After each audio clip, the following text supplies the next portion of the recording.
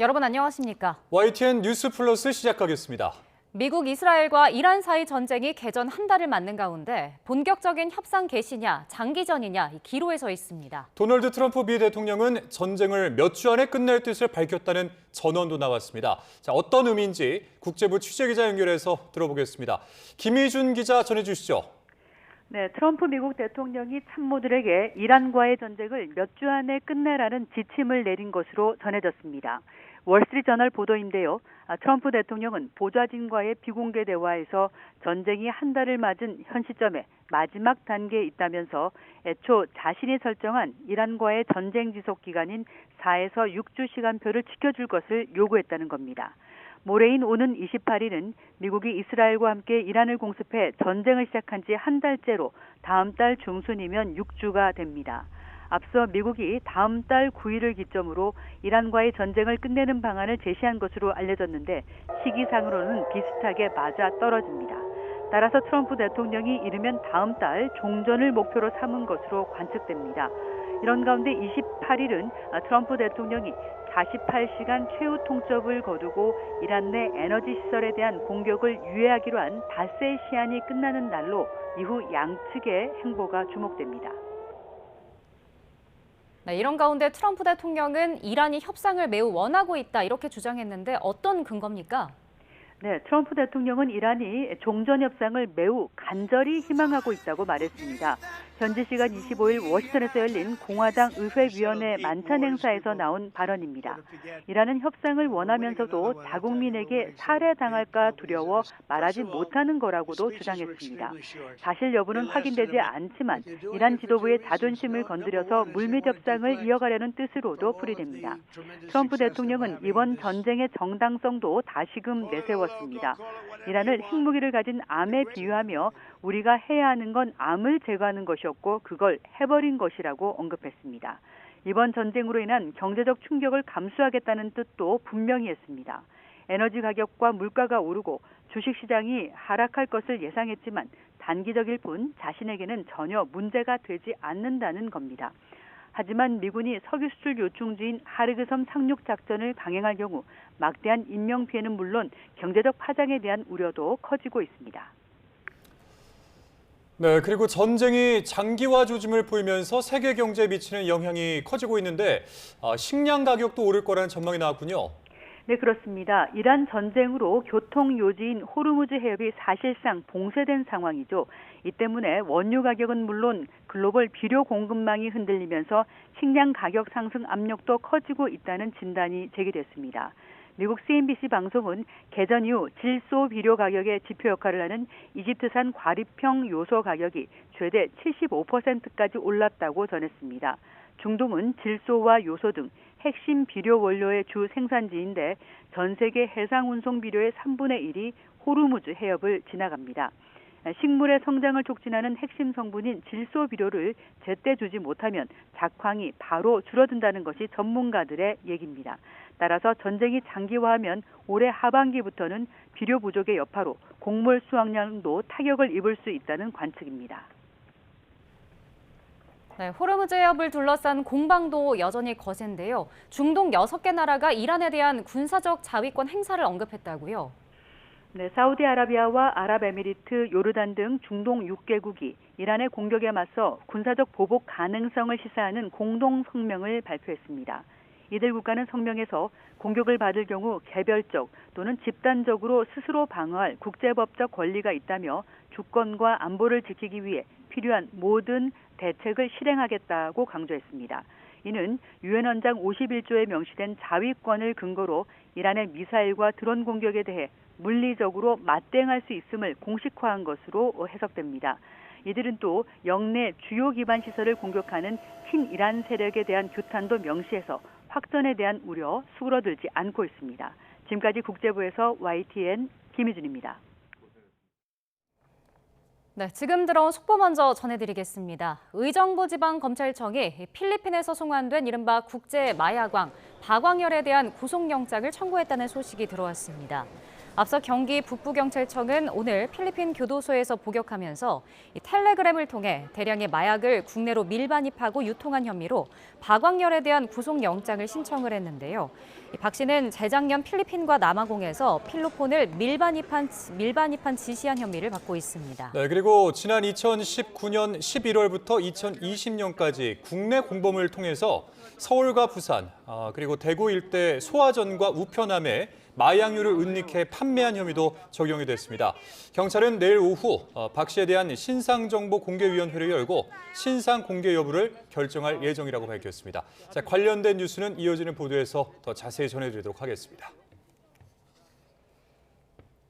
다시 중동 소식 전해드리겠습니다. 이란은 미국과 대화할 생각이 없다면서 미국이 전쟁 목표 달성에 실패했다고 강조했습니다. 이스라엘은 트럼프 미국 대통령이 이르면 토요일인 28일에 휴전을 선언할 수 있다고 보고 경계 수위를 높이고 있습니다. 워싱턴 홍상희 특파원입니다.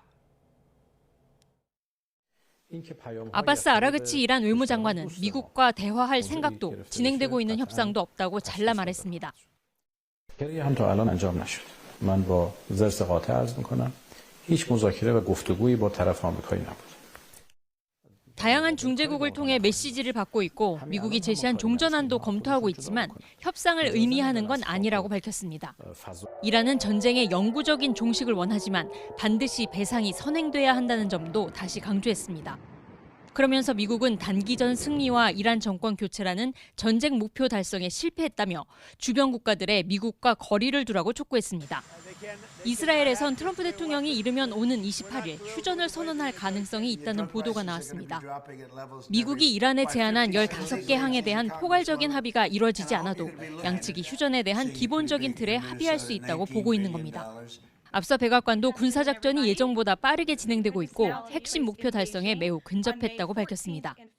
Again, as I've said, we've always estimated approximately 4 to 6 weeks, so you could do the math on that. 이스라엘은 이란에 대한 총공세를 준비하고 있습니다. 베냐민 네타냐후 총리는 정보기관 수뇌부를 소집해 긴급회의를 열었고 이란에 치명적인 타격을 입히기 위한 새로운 작전 계획도 세운 것으로 알려졌습니다. 미국 정부가 파키스탄에서 이란과의 회담을 추진하고 있는 가운데 전쟁 4주째를 맞는 이번 주말이 확전과 휴전을 가를 고비가 될 것으로 보입니다. 워싱턴에서 YTN 홍상입니다. 미군 정예부대원들이 이란으로 향하면서 유력한 점령 목표로 거론되는 하르그 섬에 전운이 감돌고 있습니다. 네, 이란은 섬에 각종 지뢰를 설치하고 병력을 이동시키는 등 미군 투입에 대비하고 있는 것으로 전해지고 있습니다. 황보영 기자입니다. 물속에서 일제히 폭발음이 울려 퍼지더니 군인들을 태운 장갑차가 바다에서 육지로 내달립니다. 전투물자를 가득 실은 수륙 양용 호버크래프트가 그 뒤를 따릅니다. 3년 전 우리 해병대와 합동훈련을 실시하던 미국 해병대 모습입니다. 이 같은 상륙작전에 특화된 미국 해병대 2개 부대가 이란으로 향하고 있습니다. 일본 오키나와에 주둔하던 2,500여 명과 미 본토에서 출발한 2,200여 명입니다. 여기에 미 육군 정예부대도 머지않아 이들과 합류할 것으로 보입니다. 미 언론은 82 공수사단 소속 2,000명에게 중동 전개 명령이 내려졌다고 보도했습니다. 이들은 18시간 이내에 세계 어느 곳에서든 전개할 수 있는 능력을 갖추고 있습니다. 해병대와 공수사단이 합쳐지면 약 7,000명의 미 지상군이 호르무즈 해협 부근에 직결하게 됩니다. 이들의 첫 투입 목표는 이란 핵심 원유 수출 기지인 하르그 섬이 유력하게 거론됩니다. 앞서 미 중부사령부는 지난 14일 이 섬의 군사시설 90곳을 타격했다고 밝혔습니다. 이란의 경제적인 숨통을 완전히 끊겠다는 의미입니다. 그러니까 원유의 90%가 여기를 통해서 오기 때문에 이제 돈을 못 법니다. 이란은. 이란도 앉아서 당하고만 있지는 않을 태세입니다. 미국 CNN 방송은 이란이 하르그 섬에 대인 대전차 지뢰를 설치하고 병력과 방공 시스템도 이동시키고 있다고 보도했습니다. 전문가들은 이란의 저항이 여전히 만만치 않은 상황이라 미군이 하르그 섬 점령을 시도할 경우 다수의 사망자 발생은 불가피할 것으로 전망하고 있습니다. YTN 황보현입니다. 이란이 전 세계 원유 소송의 요충지인 호르무즈 해협에 이어 유럽으로 향하는 관문인 홍해 입구까지 봉쇄할 수 있다고 위협하며 긴장을 고조시키고 있습니다.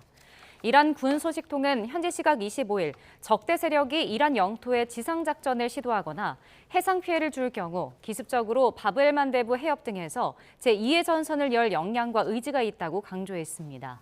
전문가들은 호르무즈와 홍해 관문이 동시에 봉쇄될 경우 국제 에너지 시장에 막대한 타격이 불가피하며 군사적 충돌이 전면전으로 확산할 가능성도 크다고 우려하고 있습니다.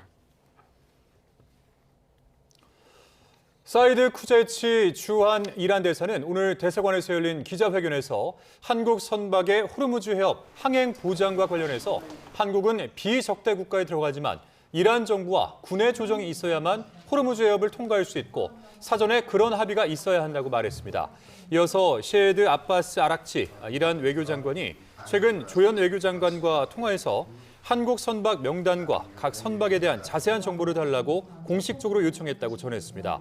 그러면서 미국과 이스라엘 기업들을 제재하는 건 이란의 방어권이라며 미국과 거래하는 한국 선박의 통행을 제한할 것임을 내비쳤습니다. 국제유가 상승에 따라 석유 제품 최고 가격이 일부 올라갈 전망인 가운데 정부가 국민 부담을 최소화하기 위해 유류세를 추가 인하하기로 했습니다. 네, 취재기자 연결해서 관련 소식 자세히 들어보도록 하겠습니다. 김호중 기자, 관련 소식 전해주시죠.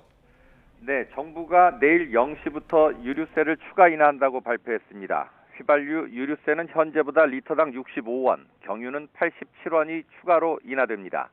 유류세 인하가 적용되는 기간은 내일부터 5월 31일까지 2달여간입니다. 이에 따라 휘발유 유류세는 현재 리터당 763원에서 698원으로, 경유 유류세는 523원에서 436원으로 각각 떨어집니다. 탄력세율 인하 이전과 비교하면 휘발유는 15%, 경유는 25% 인하되는 셈입니다. 국제유가 상승을 반영해 3월 27일부터 석유 제품 최고 가격을 불가피하게 일부 상향 조정하되 유류세 인하를 동시에 실시해 국민 부담을 덜어드리겠습니다. 네, 중동 사태가 길어지면서 국내 산업의 기본 원료인 나프타 수급에도 비상이 걸렸는데요. 이에 대한 정부 대책도 함께 나왔다고요. 네, 그렇습니다. 정부는 수급 비상이 걸린 나프타 수출 통제 등 긴급 수급 조정 조치를 내일 0시부터 시행합니다. 구윤철 경제부총리는 공급망 위기대책본부를 가동해 중동 의존도가 높은 품목을 일일 집중 관리하기로 했다고 말했습니다. 또 공급망 기금 내 특별지원 프로그램을 신설해 대체 수입선 확보와 긴급 운영자금을 지원하겠다고 덧붙였습니다. 나프타는 석유화학 제품의 기본 소재로 55%가량은 국내 정유사가 생산하고 나머지는 해외 수입에 의존하는데 수출 제한 조치로 수출 물량을 국내로 돌리겠다는 계획입니다. 네, 정부가 요소수는 충분하다 이렇게 밝혔는데 그래도 관련해서 보완 대책을 내놨죠? 네, 정부는 내일부터 요소수와 그 원료인 요소에 대한 매점 매석 행위를 금지하기로 했습니다. 자동차 촉매제 수입과 제조 판매업자와 요소를 수입 판매하는 사람은 지난해 월 평균 판매량의 150%를 초과해 7일 이상 보관하면 안 되고 정당한 이유 없이 소비자에게 판매를 기피하는 행위도 전면 금지됩니다. 정부는 매점 매석 신고센터를 설치해 운영하고 공정위와 국세청, 관세청 등과 함께 합동 점검반 운영에 들어갑니다. 지금까지 YTN 김호준입니다. 석유 공급 가격의 상한을 정하는 최고 가격제가 지난 13일부터 2주간 이어져 온 가운데 정부가 오늘 자정부터 2차 최고 가격제를 시행합니다. 네, 국제유가 상승에 따라서 기름값이 더 오를 수 있다는 우려에 소비자들도 촉각을 곤두세우고 있습니다. 현장에 나가 있는 취재기자 연결해 보겠습니다. 조경원 기자. 네, 경기 고양시에 있는 주유소입니다. 네, 먼저 주유소 분위기부터 전해주시죠. 네, 저희 취재진이 아침부터 나와 있었는데 오후에 차량이 잠시 뜸해졌다가 퇴근 시간이 되면서 다시 많은 차량이 주유소를 찾는 모습입니다. 석유 최고 가격제 1차 시행 마지막 날인 오늘 이 주유소의 휘발유와 경유 가격은 모두 리터당 1,799원입니다. 이 주유소는 중동 사태로 휘발유 가격이 1,850원대까지 올랐는데 최고 가격제 시행 이후 50원가량 떨어져 지금 가격을 유지하고 있습니다. 제가 있는 이곳 고양시 원흥동 일대 다른 주유소들도 대부분 휘발유 가격이 리터당 1,700원대 후반에 머물러 있습니다.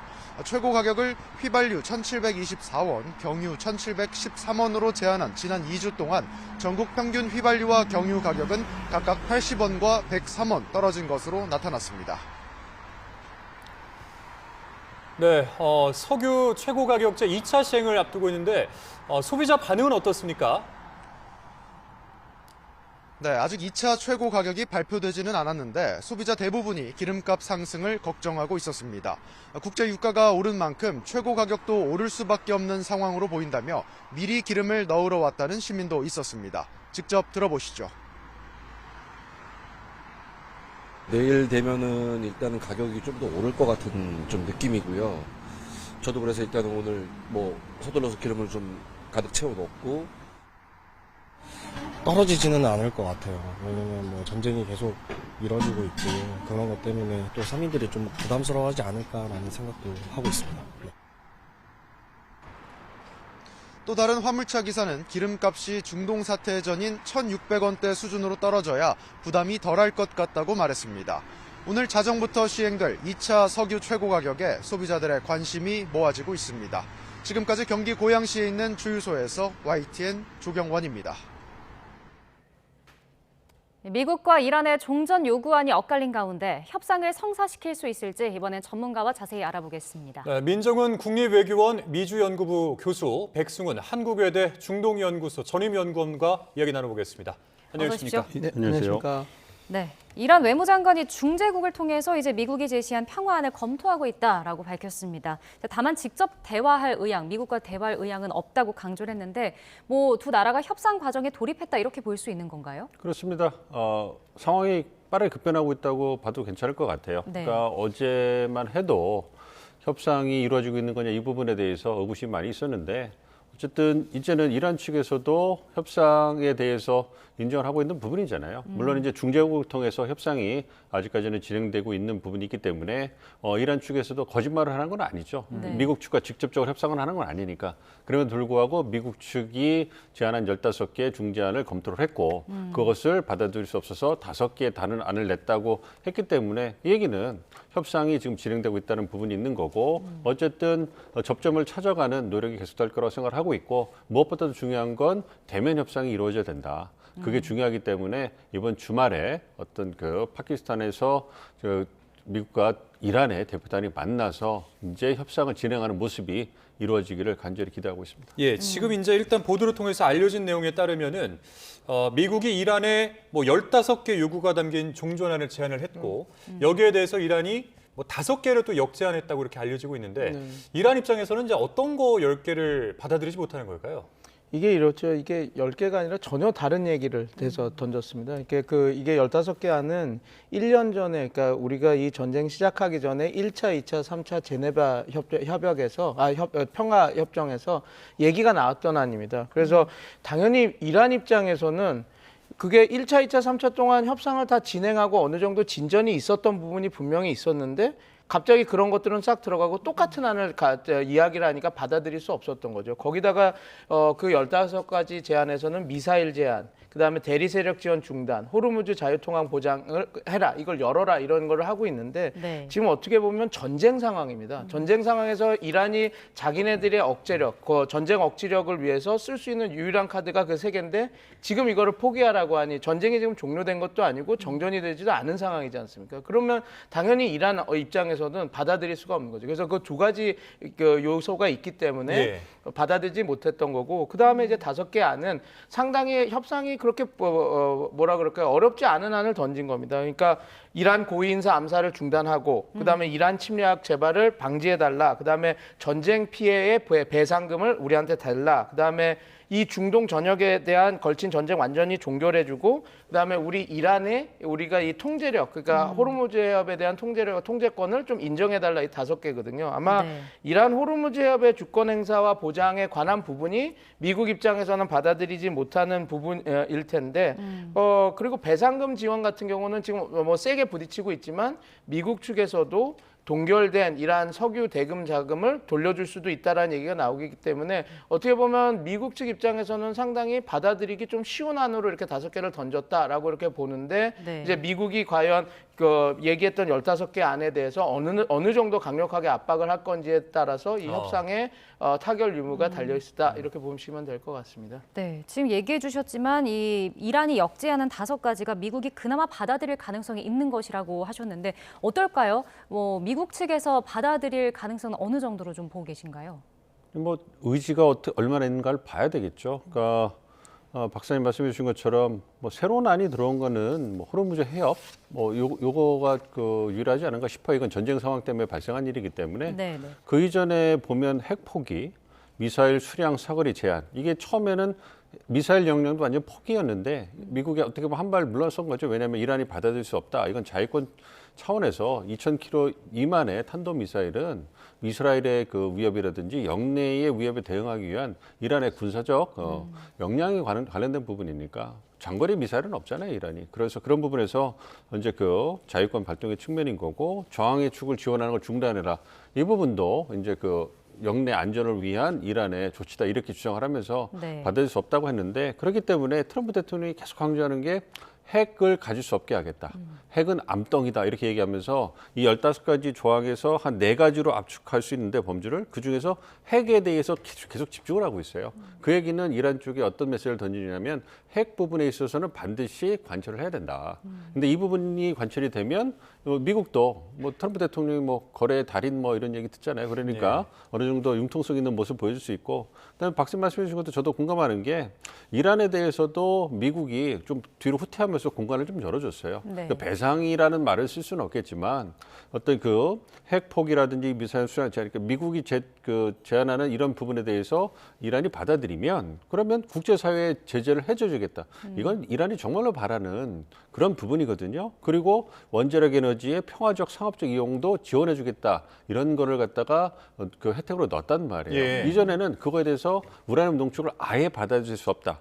농축하는 권한 자체를 없애겠다 이러면서 강경히 부딪혔단 말이에요. 그런 부분이 있으니까 그런 거고 또 어떤 이런 약속사항을 이행하지 않으면 스냅백, 다시 어떤 제재를 돌리겠다. 이 부분도 삭제해주겠다 얘기를 했단 말이에요. 네. 그러니까 뭐 말씀드린 것처럼 핵 부분에서 어떤 협상이 잘 이루어지면 그렇다면 협상이 진전돼 있을 것이고 물론 마주 앉아서 한 달간의 어떤 휴전을 통해 가지고 협상을 했다고 그래서 한 달 내에 모든 게 타결될 거다. 이거를 기대하기는 쉽지 않을 수도 있습니다. 그렇지만 모멘텀이 만들어지고 진전이 되면 그렇다면 또 다른 어떤 그 휴전이 연장이 될 수도 있는 거 아니겠습니까? 그렇게 되면 호르무즈 해협을 둘러싼 또 긴장도 좀 완화될 수 있을 것이고요. 그렇다면 협상 국면으로 완전히 진입하면서 전쟁이 다른 그 국면을 맞이할 가능성이 있기 때문에 일단은 마주 앉아서 물꼬를 터야 된다. 그게 중요하다고 생각합니다. 그러면 호르무즈 해협 주권 행사를 보장해달라. 이 부분은 어떻게 될까요? 이거를 이제 보장하게 되면은 호르무즈 해협 그 자체가 뭔가 뭐 이란 것이냐, 뭐 그렇게 이제 주장을 하지 않을까요? 그 부분에 대해서는 지속적으로 논의가 될 가능성이 높다고 보고 있어요. 왜냐하면 이란 입장에서 생존을 하기 위해서 마지막으로 유효한 카드라고 보고 있는 것이 국제사회를 압박할 수 있는 이 호르무즈 해협 봉쇄 카드거든요. 근데 이란 입장에서 본다면 만약에 호르무즈 해협 봉쇄 카드가 조기에 소진이 돼버리면 그럼 국제사회의 관심이 급격하게 떨어질 거예요. 전쟁에 대해서. 그러면 이란 입장으로서는 다시 고립되는 느낌, 미국과 이스라엘의 협상에서의 강경 국면으로 돌아서도 그거를 저지할 수 있는 유효한 카드가 없어지는 겁니다. 그러니까 물론 이 호르무즈 해협을 봉쇄하겠다, 통제하겠다, 주권 이 부분이 마지막 협상의 마지막에 타결되고 뭐 미국이 받을 이건 다른 문제긴 하겠습니다만 호르무즈 해협에 대한 통제권을 지속적으로 갖고 있으면서 제한적으로 어떤 통행을 허용해 주면서 여전히 국제사회에 관심을 갖고 이란이 그렇게 나쁜 국가 아니라는 부분을 지속적으로 호소할 필요가 있어야 협상에서 카드를 계속 가질 수 있는 부분이 있기 때문에 이 부분은 나중에 주권을 뭐 확보하고 통행을 받는다. 이거는 현실 가능성이 크진 않지만 끝까지 호르무즈 해협에 대한 통제권을 가져가면서 후위를 도모하는 협상의 협상을 갖고 이런 부분은 그 진행 취소될 가능성이 있기 때문에 이 부분은 협상의 마지막까지 기다려봐야 되지 않을까 생각하고 있습니다. 네, 대면 협상이 좀 이뤄질지를 먼저 지켜봐야 할 것 같은데 트럼프 대통령이 이제 이란이 협상을 매우 간절히 바라고 있다라고 하면서 자국민에게 좀 살해를 당할 수 있어서 이게 두려워서 말을 못 하고 있는 거다라고 얘기를 했거든요. 이 부분은 어떻게 들으셨나요? 그냥 그 협상력을 제고하기는 다양한 카드, 트럼프 대통령이 어쨌든 간에 다양한 그 발언을 통해 가지고 미국 측에 유리한 그런 상황을 만들어 놓잖아요. 뭐 그런 차원이라고 생각을 하고 있고요. 뭐 이걸 이란이 받아들일 가능성은 전혀 없고요. 그렇지만 협상의 초기에 유리한 고지를 차지하기 위해서 미국과 이란 모두, 뭐 이란도 마찬가지예요. 이란 그 정부에서 나오는 목소리하고 외무부 장관이 내는 목소리하고 군부가 내는 목소리하고 결이 다릅니다. 네. 그거는 어떤 그 미국의 어떤 그 협상에 있어서 미국을 압박하기 위한 다양한 목소리를 내는 거기 때문에 미국 입장에서는 그걸 트럼프 대통령이 1인 다역 역할을 하고 있는 거죠. 뭐 그런 측면에서 이해하시면 적절하지 않을까 생각합니다. 그러니까요. 대면 협상이 과연 뭐 이루어질까? 이루어지게 된다면 과연 언제 될까? 이제 이 부분이 관심인데 그런데 또 된다면은 누구랑 할까? 이 부분도 관심입니다. 지금 이제 미국 입장에서는 이란 측의 협상 대상자 누구인지는 밝히지 않고 있는데 그 이란의 고위급 인사 2명에 대해서 뭐 암살 명단에서 일시적으로 제외됐다 이런 보도가 나왔어요. 그 인물이 지금 누구냐면은 갈리바프 이란 국회의장, 그리고 아라그치 외무장관, 이렇게 되는 건데 뭐 어떻게 생각하십니까? 좀 협상 대상자로 가능성이 높다고 보십니까? 원래 계속 이야기가 나왔었고 그 두 인물이 가장 유력한 사람이었습니다. 왜냐하면 아락치 그 외무부 장관은 2015년 그 포괄적 그 핵 합의를 했을 때 그 협상 담당자였거든요. 그러니까 네. 주요 핵심 담당자 중 하나였습니다. 거기다 이제 아락치 같은 경우는 그 혁명수비대와 그 고위급, 그러니까 테크노크라, 그러니까 그 관료들의 그런 장악력이 높은 사람이었거든요. 왜냐하면 갈리바프는 자기의 모든 커리어를 그 혁명수비대에서 컸고, 그 다음에 그 항공우주국 사령관으로도 복무를 해서 거의 20년 넘게 그 혁명수비대에서 나왔기 때문에 혁명수비대에 그 장악력이 있는 상태에서 또 테헤란 시장을 12년 동안 했습니다. 그러니까 그냥 군부에서만 통제력이 있는 사람이 아니라 테헤란이라고 하는 어떻게 보면 가장 큰 도시의 그 시장으로서 그 고위 관료들을 좀 잘 알고 장악력이 있어서 트럼프 대통령 입장에서는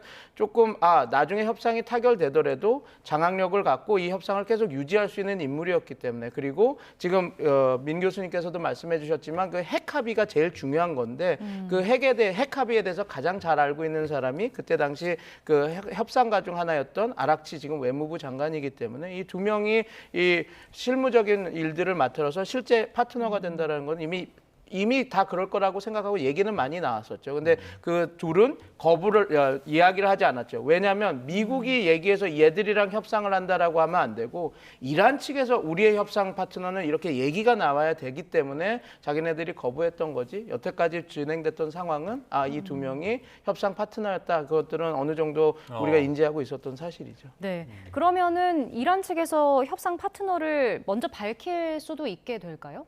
지금 왜냐하면 우리도 마찬가지지 않습니까? 우리가 미국과 한국이 협상을 하는데 미국 측에서 우리의 파트너는 조현 장관인데 그거는 당연히 프로토콜이 그렇게 돼 있으니까 그렇지만 어떻게 보면 당연히 그거는 이란 측에서 얘기하는데 지금 이란 측은 대면 협상이 진행된 게 아니기 때문에 우리는 협상을 아직 하고 있지 않다라고 얘기하는데 그런 그 협상 실무자들은 이란 측에서 먼저 밝혀야 되죠. 그렇기 때문에 지금 미국 측에서 트럼프 대통령 특유의 수사와 협상인데 자기가 먼저 계속 밝히면서 내가 주도하고 있다, 내가 이끌고 있다라는 거를 자꾸 그런 메시지를 발신하고 있는 건데 그렇기 때문에 이란 측에서도 처음에는 우리가 거부를 하고 있었다 하니까 이게 나중에 밝혀지는 거죠. 근데 이제 지금 어찌 되었건 그 두 인사가 암살 리스트에서 빠졌다라고 하는 것은 우리가 이제 협상을 진행할 거고 그 둘을 창구로 생각하고 있다는 게 보여주는 하나의 반증이니까 그 두 인물을 통해서 이란과 미국의 협상이 진행될 거다 이렇게 보시면 좋을 것 같습니다. 예. 자, 한 달 가까이 전쟁이 이어지고 있는 가운데 트럼프 대통령은 이란을 핵무기를 가진 암이라고 비유를 했습니다. 자, 그 목소리가 녹취로 준비가 되어 있습니다. 들어보시죠. We had to cut out the cancer. The cancer was Iran with a nuclear weapon, and we've cut it out. Now we're going to finish it off. President Trump does not bluff, and he is prepared to unleash hell. 네, 방금 이제 듣고 오셨는데 우리는 암을 제거해야 했다. 이러면서 이제 다시 한번 뭐랄까요, 셀프 승리 선언이라고 할까요? 네, 그렇게 발언했습니다. 자, 그러면서 이번 전쟁에 따른 경제적 충격도 감수하겠다 이런 발언을 했습니다. 어떤 배경을 보세요?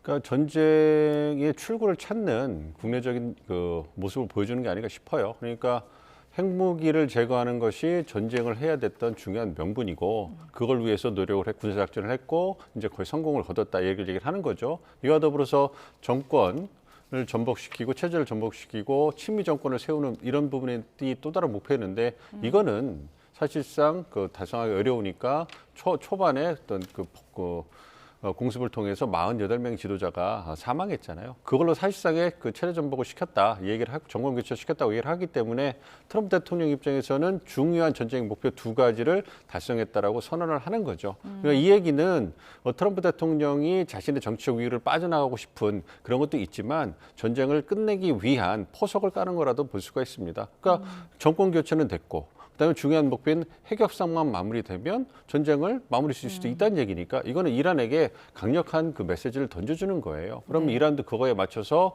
이제 협상을 진행을 할 거고요. 그래서 말씀드린 것처럼 일단 앉아서 핵협상 이미 2015년부터 계속되어 온 반복된 협상이니까 모든 카드가 테이블 위에 있다고 봐도 무방합니다. 이제 그 부분에서 얼마나 의지를 가지고 타협을 하려고 하느냐 이 부분이 중요하니까 이제 미국 측의 어떤 협상단도 자꾸 그 말을 바꾸고 어떻게 보면 양치기 소년 같은 그러니까 어떻게 보면 뒤통수를 친다고 하는 뭐 그 쿠슈너라든지 위트코프 말고 보다 더 신뢰할 수 있고 대통령에게 직보를 할 수 있는 JD 벤스 같은 사람을 좀 그 데리고 나와라. 그러면 우리가 신뢰하고 협상을 하겠다. 이렇게 자꾸 이제 그 의사를 전달하는 부분이거든요. 예. 그 부분이 잘 조율이 되지 않겠습니까? 그렇게 된다면 접점을 좀 찾아갈 가능성이 있기 때문에 저는 개인적으로 희망을 가지고 좀 지켜보고 있습니다. 네, 그러니까 미국이 지금 전쟁의 출구를 찾고 있다라는 말씀이신데 이란과 협상 계속하고 있다면서 근데 이란이 이제 군사적으로 패배한 점을 인정을 안 하면 뭐 지옥을 불러올 준비가 돼 있다 이렇게 강조하기도 했거든요. 협상은 앞둔 상황에서 압박은 계속 이어가고 있는 것 같은데 어떻게 보시나요? 강압외교죠. 뭐 이게 왜냐면 뭐 제가 몇 차례도 말씀드린 것 같은데 어찌됐건 협상력을 최대한 끌어올리려면 우리가 이 협상이 닫히면 너는 죽는다. 이제 너는 갈 데가 없다라고 하는 것을 배수진을 쳐놔야지 그 협상력이 더 높아지는 겁니다. 그래서 지금 민정원 교수님, 민 교수님도 잘 말씀 주셨지만 지금 미국 입장에서는 이 출구 전략을 이용해서 끝까지 완수해서 나가겠다라고 하는 의지가 여기 이 수사에서도 드러나고 있다라고 보시면 될 것 같습니다. 이스라엘 현지 보도에 따르면은 뭐 이런 보도 내용도 있더라고요. 트럼프 대통령이 이번 주 토요일에 뭐 전격적으로 휴전을 선언할 수 있다. 뭐 근데 이제 이게 외교적으로 맞는 겁니까? 그러니까 지금 종전 협상이 되냐 안 되냐 이제 이런 뭐 이야기도 나오고 있는데 벌써부터 뭐 이런 휴전 선언을 할 수 있는 겁니까? 그러니까 협상을 할 때 그건 방법론의 차이거든요. 그러니까 언론 보도에 나오고 있는 거 보면 뭐 가자 모델을 적용한다 이런 부분 있잖아요. 그러니까 강대강 대치가 한 4주 정도 이루어지면서 전면전의 양상이 지속됐잖아요. 그렇다면 지금 국면에서 필요한 거는 숨고르기가 필요한 거거든요. 그러니까 전쟁이 진행되면서 협상을 할 거냐 아니면 오랫동안 전쟁이 진행됐기 때문에 일단 휴전을 하고 협상을 시작하고 나서 또 전황을 볼 거냐. 이건 그 선택의 문제인데요. 뭐 가자 모델에서 적용한 것처럼 이번에도 트럼프 대통령이 일단 4주 동안 치열하게 전쟁을 했으니 일단 휴전을 하고 숨고리를 하고 협상을 통해서 한 달 정도 진행시킨 다음에 그 다음에 어떤 협상을 연장하든 휴전을 연장하든지 아니면 또 다른 국면이 있을 수 있는 거 아니겠습니까? 그렇기 위해서 이제 그 플랜 B로 군사적 압박도 하고 있습니다만 어쨌든 휴전을 하는 거에 대해서 방법론적 외교적으로 뭐 문제가 있는 건 아니고요. 그리고 미국과 이란 모두 이제 그 숨고르기를 하는 거에서 어떤 그 공감대가 있기 때문에 그 부분에서는 이제 그 어느 정도 타협적이 만들어졌다고 생각하는데 도발 변수는 이스라엘이죠. 이스라엘은 보다 더 장기전으로 끌고 가면서 이란의 핵과 미사일 역량을 완전히 무력화하고 싶은데 그러나 물리적 시간이 더 필요한 거 아니겠습니까? 그리고 저항의 축인 가장 강력한 저항의 축인 헤즈볼라도 무력화시켜야 되는데 그러려면 시간이 더 필요한데 이스라엘 말씀해 주신 건 이스라엘 언론에서 나오는 거 아니에요? 그러니까 시간이 없다. 이스라엘 입장에서는 그렇기 때문에 그 부분을 강조한 부분이기 때문에 이스라엘이 언론이 그 정도를 강조할 정도가 되면 미국과 이란의 협상을 향한 그러한 의지는 어떻게 본다면 굉장히 충실하다 이렇게도 볼 수가 있겠죠. 네, 지금 교수님께서 얘기해 주셨는데 이제 변수가 이스라엘이다라고 하셨거든요. 실제 이스라엘이 지금 경계 수위를 다시 높이고 있는 것 같더라고요. 뭐 타격 목표도 다시 설정하고 공습 수위도 강화하는 것 같은데 뭐 이스라엘은 출구 전략을 찾지 않고 전쟁을 계속 이어가겠다 이런 뜻일까요? 아니죠. 이제 휴전 국면이 되면 자기네들이 더 공격을 할 수가 없는 상황이 되니 그 전에 자기네들의 목표를 다 빨리 이제 많이 하겠다라는 목표입니다. 그래서 지금 이게 이스라엘 보도긴 해서 진짜 휴전을 하고 협상에 임할 건지 아닐지는 우리가 좀 더 지켜봐야 되는데 민 교수님이 말씀해 주신 대로 휴전을 하고 협상을 들어간다라고 하는 것은 왜냐하면 협상을 하면서 전쟁이 계속되면 우발적인 사건들이 많이 일어나거든요. 불확실성이 커집니다. 그러니까 휴전을 하면 일단은 적대적인 공격이 멈추니까 뭐 민간인 피해라든지 아니면 뭐 이스라엘이 목리를 부리는 공격들은 다 자제를 시키면서 협상에 들어갈 수 있는 부분이라서 만약에 진짜 휴전을 하고 협상에 들어간다 그러면 양측이 정말 이번에는 전쟁을 끝내고 싶은 의지가 크구나라는 것을 우리가 볼 수 있는 요소가 돼서 협상이 되겠다라고 볼 수 있는 하나의 반증 요소가 될 것 같습니다. 그런데 지금 말씀하신 것처럼 그런데 왜 이스라엘은 목표 타겟도 바꿔가고 공세 수율을 높여가냐? 이것은 휴전이 진짜 되면 미국의 뜻을 거스르면서 이스라엘이 공격을 할 수 없거든요. 그러니까 그 휴전이 되기 전에 우리가 원래는 단계적으로 올리려고 했는데 휴전 되기 전에 우리가 목표치를 다 달성하기 위해서 더 빨리, 더 많이 그리고 더 핵심 부위를 우리가 공격하겠다라고 하는 것이 보여주는. 그래서 저는 이 모든 것들이 지금 휴전을 하려고, 협상을 해서 출구 전략을 지금 실행하려고 가고 있는 거 아닌가 저는 그렇게 지금 바라보고 있습니다. 근데 만약에 이제 협상이 이렇게 이제 뭐 이야기가 나오다가 좌절될 경우를 한번 상정해서 저희가 이야기를 해보면 지금 미국 입장에서는 뭐 하르그 섬 점령을 위해서 지상전에 돌입할 것이다 이런 이야기 나오잖아요. 이 부분에 대해서는 가능성을 어떻게 보세요? 말씀하신 것처럼 가정이 협상이 결렬된다. 그래서 미국이 또 다른 대안을 찾아야 된다 그러면 그때는 플랜 B인 하르그 섬을 점령을 하거나 캐심섬을 점령해서 뭔가 호르무즈 해협을 봉쇄하고 있는 이란의 협상 카드가 필요할 거 아니겠습니까? 협상이 결렬되면 남는 건 군사적 옵션밖에 없는 거예요. 현재 상황에서. 그렇기 때문에 8,000명에 달하는 7, 8,000명에 달하는 이제 특수부대, 공수부대 요원들이 지금 영내에 배치되고 있는 것이고 이것이 이제 협상을 성공시키기 위한 군사적 압박도 될 수 있는데 만약에 협상이 결렬된다. 그렇다면 미국도 다른 옵션이 없잖아요. 그렇기 때문에 그때는 이제 군사작전을 해야 되는데 대규모의 지상군, 그러니까 이란의 군사 역량을 봤을 때 한 최소한 70만 명 이상의 미군이 필요하다 얘기를 했는데 이건 현재 미국의 상황으로서는 그거는 도저히 이루어질 수 없는 거고 만약에 한 달을 그 협상을 하고 휴전하고 협상을 한 다음에 플랜 B로 지상군을 투입한다 그러면 이미 그 대규모의 대군이 움직이는 그 정황이 포착이 됐어야 돼요. 최소한 3개월씩은 걸리기 때문에. 근데 그런 건 없잖아요. 그러니까 어떤 7,000명, 8,000명의 그런 특수부대를 통해서 전략적 요충지를 점령해서 뭔가 어떤 돌파구를 모색하려는 그런 군사적 움직임을 할 건데 이것이 갖고 올 어떤 피해도 상당하기 때문에 이게 얼마나 효과가 있고 어떤 코스트 베네핏을 따졌을 때 얼마나 미국에게 유효한 방법인가 옵션인가는 모르겠습니다만 결국은 이거는 플랜 A가 실패했을 때 쓸 수밖에 없는 플랜 B이기 때문에 이런 부분에서 이제 플랜 A가 잘 돼야 되는 그런 절박함을 보여주는 거죠. 만약에 이게 그 협상이 결렬되면 진짜 이때는 지옥문이 열릴 가능성이 높아지는 겁니다. 그렇기 때문에 개인적으로 이번 협상이 잘 되기를 정말 간절히 희망을 하고 있습니다. 네, 뭐 이란도 그래서 이 부분에 대한 준비를 좀 하고 있는 것 같더라고요. 뭐 추가 병력이나 방공 전력을 배치한다고 전해지는데 실제로 뭐 만약에 양국이 진짜 협상이 결렬돼서 지상전이 펼쳐진다면 뭐 사상자는 말할 수 없을 정도로 많이 크지 않겠습니까? 당연히 나올 수밖에 없습니다. 그러니까 하르그 섬을 미국에 지금 8,000명 보내는 군사 자원으로 충분히 점령은 할 수 있습니다. 그런데 점령이 중요한 것이 아니라 얼만큼 버틸 수 있느냐가 중요한 거거든요. 만약에 이란이 화력을 집중해서 그 하르그 섬을 우리가 시청자분들도 다 보았겠지만 되게 공개된 오픈된 그 섬입니다. 어디 은폐할 수 있는 공간이 많이 없거든요.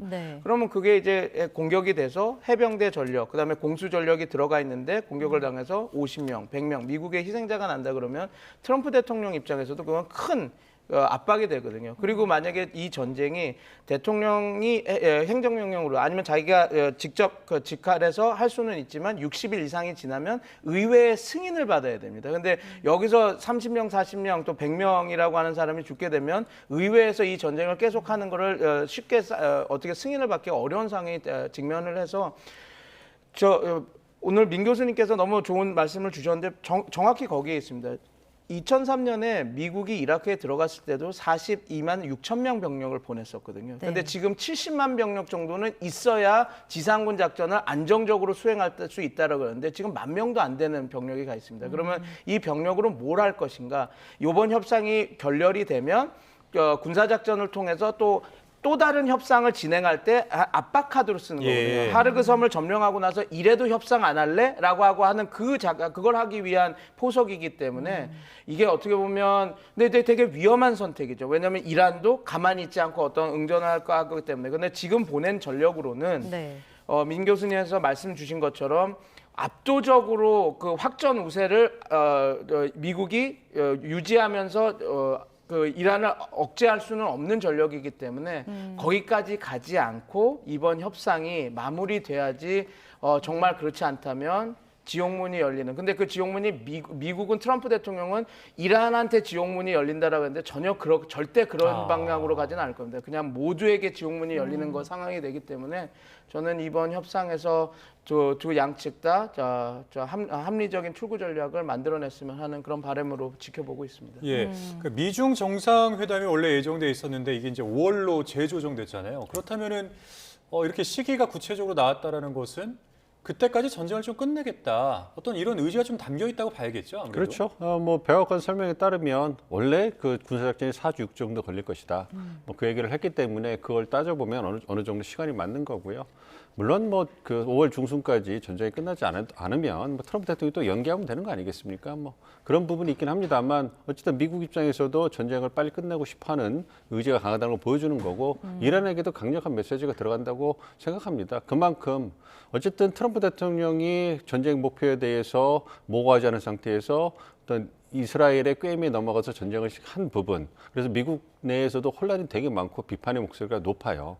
뭐 그럼에도 불구하고 어쨌든 이번에도 트럼프 대통령이 휴전에 관해서 이니셔티브를 주고 나서서 어떤 휴전을 하고 싶어하는 그러한 분위기를 만들어가는 것은 분명히 긍정적인 부분이 있습니다. 그래서 이란이 그 부정도 하고 저항도 하고 있지만 그 부분에 대해서는 어떤 따라올 가능성이 높기 때문에 그런 부분에서 한 달 정도면 말씀드린 것처럼 협상의 모멘텀을 충분히 확보할 수가 있어요. 한 달 내에 끝나진 않더라도 그렇다면 말씀드린 것처럼 휴전을 연장하면서 어떤 계속 이제 그 모멘텀을 가져갈 수 있기 때문에 그렇다면 트럼프 대통령이 전면전이 일어난 상황이 멈췄기 때문에 통수권자로서 굳이 워싱턴 DC 백악관에 머무를 이유는 없다고 생각할 수 있거든요. 그렇다면 또 다른 중요한 문제인 미중 정상회담을 통해서 미중 간의 무역 합의를 이끌어내는 것도 충분히 정치적으로 의미 있는 성과가 되기 때문에 충분히 미국 국내 어떤 그 유권자들에게 어떤 호소할 수 있는 부분이 있기 때문에 그러한 부분에서 가능성이 있다고 생각하고 있습니다. 네.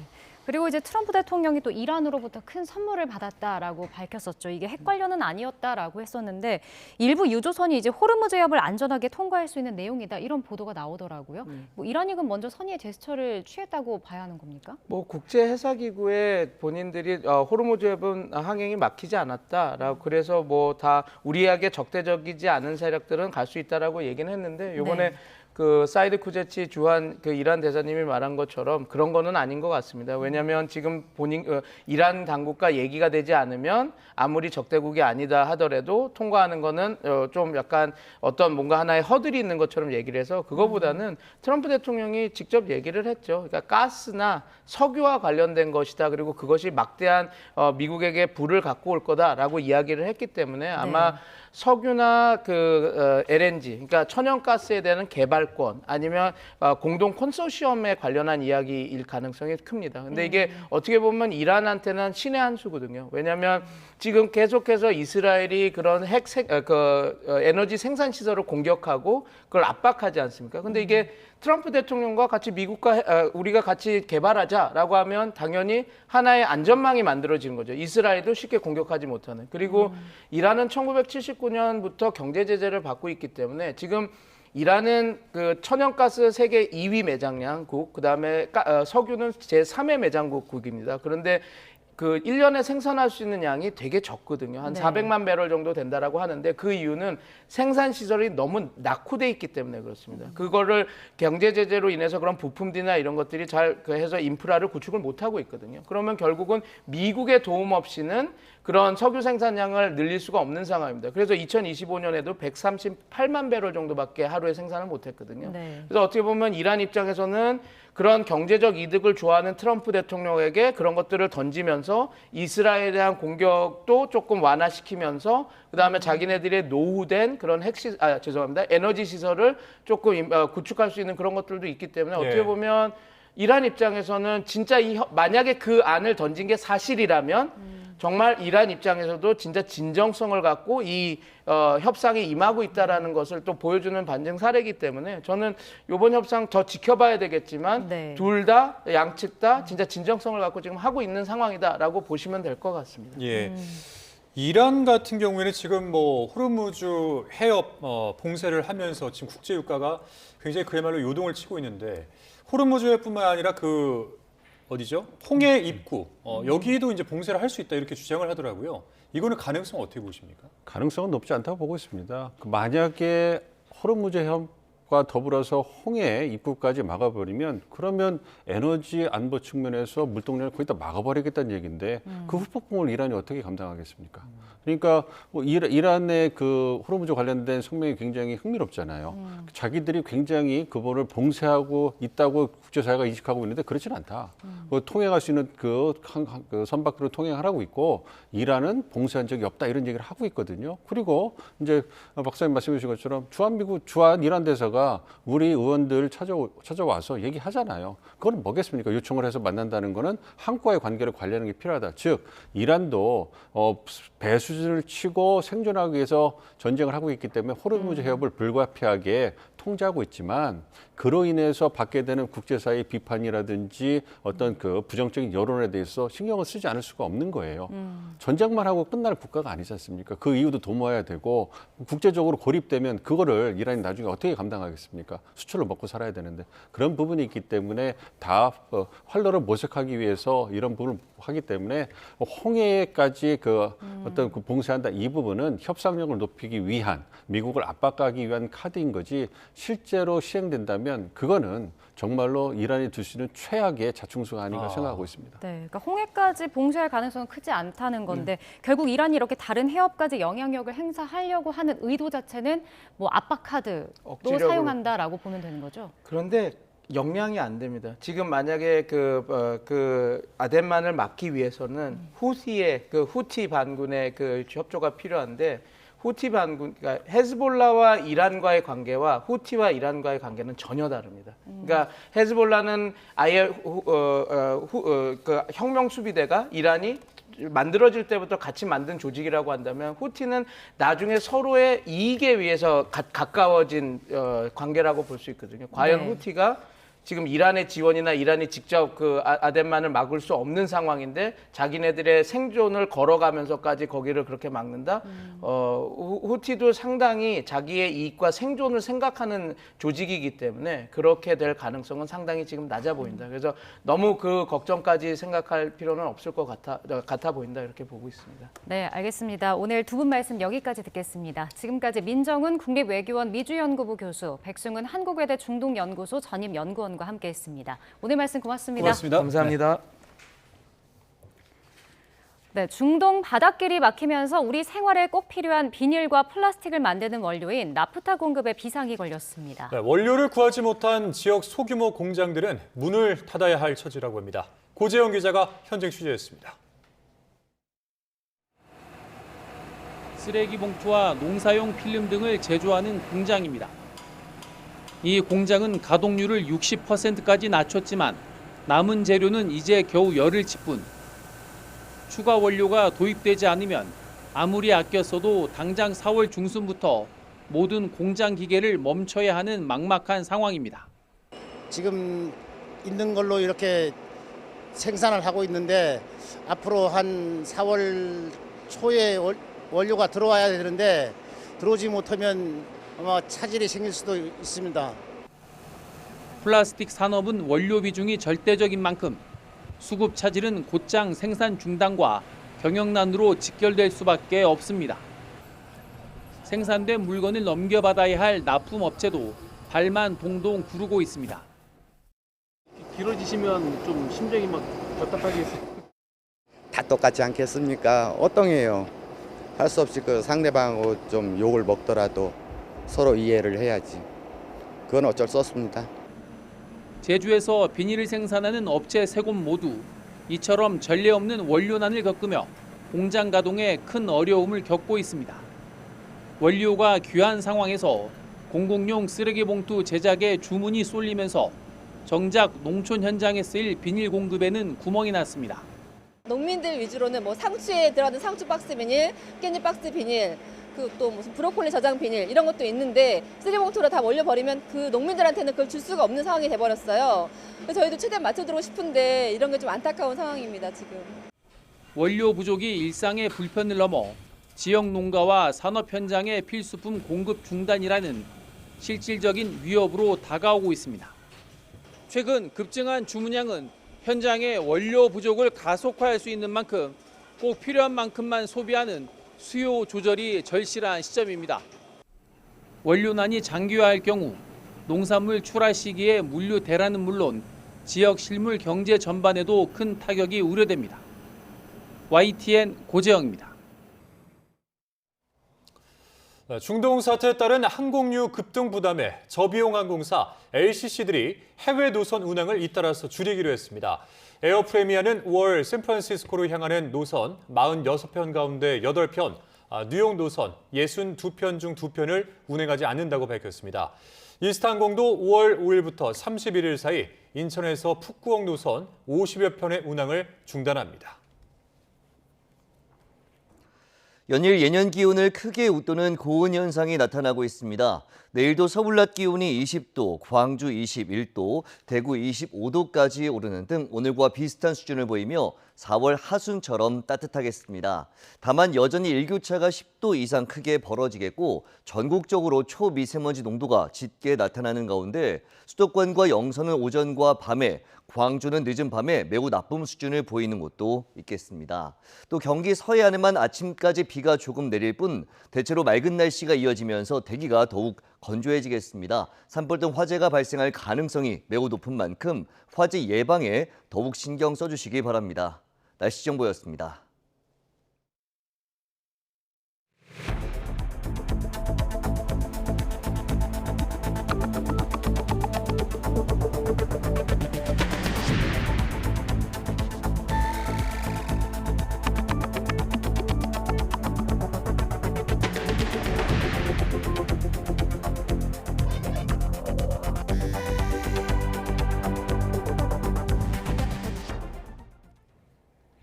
미 백악관이 이란과 협상이 계속되고 있다면서도 더 강력한 타격을 경고하며 이란의 합의를 압박했습니다. 이란 전쟁으로 연기된 트럼프 미국 대통령의 중국 방문은 5월 중순으로 조정됐습니다. 워싱턴에서 신윤정 특파원입니다.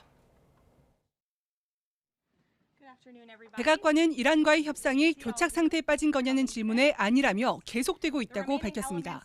캐롤라인 레빗 대변인은 트럼프 대통령이 말했듯 미국은 지난 3일 동안 생산적인 대화를 진행해왔다며 지금도 그렇다고 밝혔습니다. Talks continue. They are productive, as the president said on Monday, and they continue to be. We're not going to get into the nitty-gritty details that have been exchanged between the United States and Iran at this time. 이어 이번 주 후반에 일어날 수 있는 잠재적인 회담에 대한 많은 추측이 있는 것으로 안다며 대면 협상 개최 가능성을 다시 확인했습니다. 레빗 대변인은 그러면서도 이란의 협상에 응하고 종전안을 수용할 것을 강한 어조로 압박했습니다. 이란 정권이 이미 패배했다는 사실을 받아들이지 못한다면 트럼프 대통령은 훨씬 더 강하게 타격할 거라고 경고했습니다. President Trump does not bluff, and he is prepared to unleash hell. Iran should not miscalculate again. Any violence beyond this point will be because the Iranian regime refused to understand they have already been defeated and refused to come to a deal. 레빗 대변인은 다만 언론에서 거론되는 15개 항목 일부는 사실이 아니며 이란 측 협상자는 민감한 외교적 사항이라며 밝히지 않았습니다. 트럼프 미국 대통령과 시진핑 중국 국가주석의 회담은 5월 14일부터 이틀간 중국 베이징에서 열리는 것으로 재조정됐습니다. 레빗 대변인은 시 주석이 트럼프 대통령이 전쟁 기간 미국에 있는 것이 중요하다는 점을 이해하며 연기 요청을 받아들였다고 설명했습니다. 재조정된 일정까지는 종전이 이뤄질 수 있느냐는 질의에는 우리는 이란 전쟁 기간을 약 4에서 6주로 추정해왔다며 목표를 신속하게 달성하고 있다고 답했습니다. 이에 대해 AP통신은 레빗 대변인이 트럼프 대통령 방중 전에 이란 전쟁이 종착점에 이를 수 있다는 낙관적 어조를 내놨다고 분석했습니다. 워싱턴에서 YTN 신윤정입니다.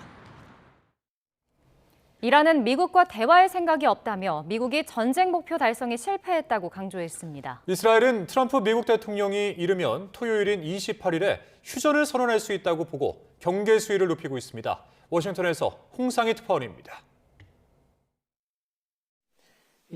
아바스 아라그치 이란 외무장관은 미국과 대화할 생각도 진행되고 있는 협상도 없다고 잘라 말했습니다.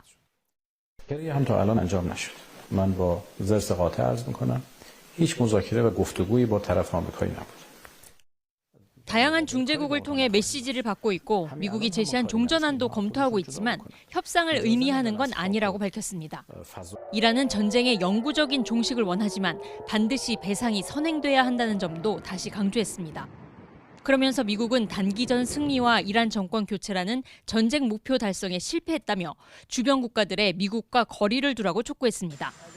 이스라엘에선 트럼프 대통령이 이르면 오는 28일 휴전을 선언할 가능성이 있다는 보도가 나왔습니다.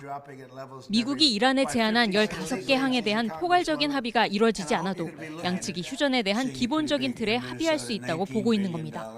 앞서 백악관도 군사작전이 예정보다 빠르게 진행되고 있고 핵심 목표 달성에 매우 근접했다고 밝혔습니다. Again, as I've said, we've always estimated approximately 4 to 6 weeks, so you could do the math on that.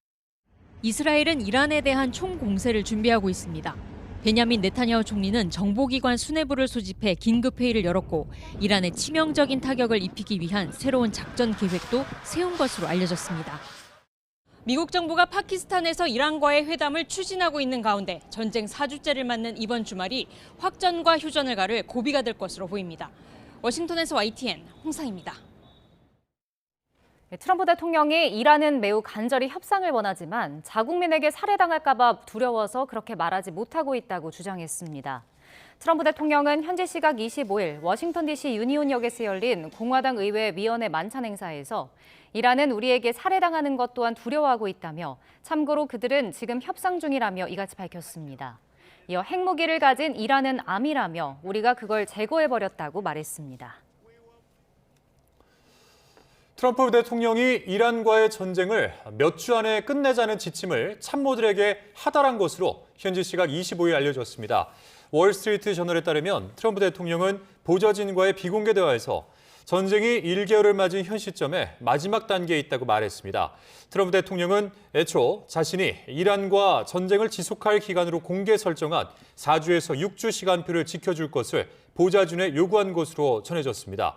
미국은 지난달 28일 이스라엘과 함께 이란을 공습해 전쟁을 시작했고 다음 달 중순이 되면 6주가 됩니다. 따라서 트럼프 대통령이 이르면 다음 달 종전을 목표로 삼은 것으로 관측되고 있습니다. 미군 정예부대원들이 이란으로 향하면서 유력한 점령 목표로 거론되는 하르그 섬에 전운이 감돌고 있습니다. 네, 이란은 섬에 각종 지뢰를 설치하고 병력을 이동시키는 등 미군 투입에 대비하고 있는 것으로 전해지고 있습니다. 황보영 기자입니다. 물속에서 일제히 폭발음이 울려 퍼지더니 군인들을 태운 장갑차가 바다에서 육지로 내달립니다. 전투물자를 가득 실은 수륙 양용 호버크래프트가 그 뒤를 따릅니다. 3년 전 우리 해병대와 합동훈련을 실시하던 미국 해병대 모습입니다. 이 같은 상륙작전에 특화된 미국 해병대 2개 부대가 이란으로 향하고 있습니다. 일본 오키나와에 주둔하던 2,500여 명과 미 본토에서 출발한 2,200여 명입니다. 여기에 미 육군 정예부대도 머지않아 이들과 합류할 것으로 보입니다. 미 언론은 82 공수사단 소속 2,000명에게 중동 전개 명령이 내려졌다고 보도했습니다. 이들은 18시간 이내에 세계 어느 곳에서든 전개할 수 있는 능력을 갖추고 있습니다. 해병대와 공수사단이 합쳐지면 약 7,000명의 미 지상군이 호르무즈 해협 부근에 직결하게 됩니다. 이들의 첫 투입 목표는 이란 핵심 원유 수출 기지인 하르그 섬이 유력하게 거론됩니다. 앞서 미 중부사령부는 지난 14일 이 섬의 군사시설 90곳을 타격했다고 밝혔습니다. 이란의 경제적인 숨통을 완전히 끊겠다는 의미입니다. 그러니까 원유의 90%가 여기를 통해서 오기 때문에 이제 돈을 못 법니다. 이란은. 이란도 앉아서 당하고만 있지는 않을 태세입니다. 미국 CNN 방송은 이란이 하르그 섬에 대인 대전차 지뢰를 설치하고 병력과 방공 시스템도 이동시키고 있다고 보도했습니다. 전문가들은 이란의 저항이 여전히 만만치 않은 상황이라 미군이 하르그 섬 점령을 시도할 경우 다수의 사망자 발생은 불가피할 것으로 전망하고 있습니다. YTN 황보현입니다. 이란이 호르무즈 해협에 이어 홍해 입구인 바브엘만데브 해협까지 봉쇄할 수 있다고 위협했습니다. 미국의 하르그 섬 점령 검토 움직임과 맞물리면서 군사적 대치가 강대강으로 치닫는 양상입니다. 보도에 최명신 기자입니다. 이란 군 소식통은 현지 시간 25일 적대 세력이 이란 영토를 공격할 경우 홍해 입구인 바브엘만데브 해협에서 이른바 제2의 전선을 열겠다고 경고했습니다. 바브엘만데브 해협은 아프리카 지부티와 예멘 사이에 위치한 좁은 수로로 전 세계 해상 원유 물동량의 10% 이상이 통과하는 핵심 요충지입니다. 이란의 영토는 아니지만 예멘의 후티 반군을 통해 언제든 봉쇄에 나설 수 있다는 게 이란 측의 계산입니다. 전문가들은 호르무즈와 바브엘만데브 해협이 동시에 막힐 경우 국제 에너지 시장이 패닉에 빠질 수 있다고 경고합니다. 진짜 심각한 상황이 되고 전 세계가 아마 스태그플레이션이 일어나게 될 겁니다. 이 정도 가면 아마 세계는 아마겟돈의 세계로 이렇게 빠져들 가능성도 있다 이렇게 보죠. 미국이 이란 원유 수출의 90% 이상을 차지하는 하르그 섬 점령을 검토 중이라는 보도가 나오자 이란은 즉각 섬 방어를 강화했습니다. 해안선에 대인 대전차 지뢰를 대거 매설하고 휴대용 지대공 미사일까지 추가 배치하며 배수해진을 쳤습니다. 갈리바프 이란 의회 의장도 SNS를 통해 조력 국가의 기반 시설을 가차없이 타격하겠다고 위협했습니다. 아랍에미리트 등 친미 아랍 국가를 겨냥한 발언으로 풀이됩니다. 3. پرداخت خسارت‌ها و غرامت جنگ تضمین شده و به روشنی تعیین تکلیف شود. 군사 전문가들은 하르그 섬 상륙 작전의 위험성을 경고하고 있습니다. 뉴욕 맨하튼의 3분의 1 크기인 이 섬을 점령하려면 대규모 상륙부대 투입이 불가피한 만큼 막대한 인명피해와 전쟁 장기화 우려도 가시지 않고 있습니다. YTN 최명신입니다. 이런 가운데 호르무즈 해협 봉쇄를 지휘하던 이란 혁명수비대 해군사령관 알리레자 탕시리가 공습으로 사망했다고 이스라엘 매체들이 전했습니다. 타임스 오브 이스라엘과 예루살렘 포스트는 이스라엘 당국자를 인용해 탕시리 사령관이 호르무즈 해협에 맞닿은 이란 남부 항구 도시 반다르 아바스에 단행된 공격으로 숨졌다고 보도했습니다.